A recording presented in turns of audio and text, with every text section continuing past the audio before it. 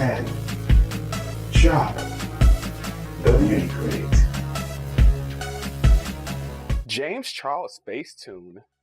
Hey guys, it's Andi the Beauty Critic. In this video, I'll be scoring how James Charles does his makeup in the 2519 post titled Rainy Day in LA. Is this the rainbow after the storm, or is this a severe storm warning? Well, I have my notes here ready to assess. You guys be sure to assess in the comment section below, and now let's get into the post.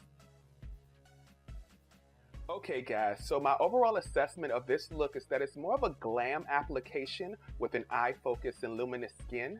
So my initial assessment was thank you, James, for not giving me the typical cut crease and showing that you have a bit more range when it comes to your makeup application techniques. James Charles may be a Facetune wizard, but let's use the power of photo editing to analyze the image. So let's talk about the luminous skin. James Charles normally gets it right in ensuring that the highlights are harmonious, and this image is no exception. All of the highlights sits in this warm golden tone.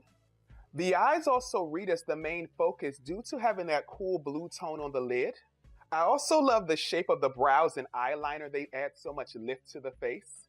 I will say, however, I wish he put a bit more work into the body. In 2019, we will not forget our bodies. When you have all of this detail and work on the face and none in the body, it can appear as though you're wearing a mask.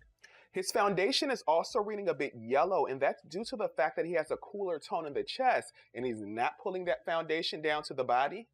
I would have loved to have seen something more creative with the nails. If you're going to make them part of the equation, give me something inspiring.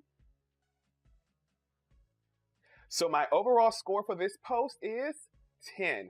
Granted, there were some minor issues. The overall image is beautiful.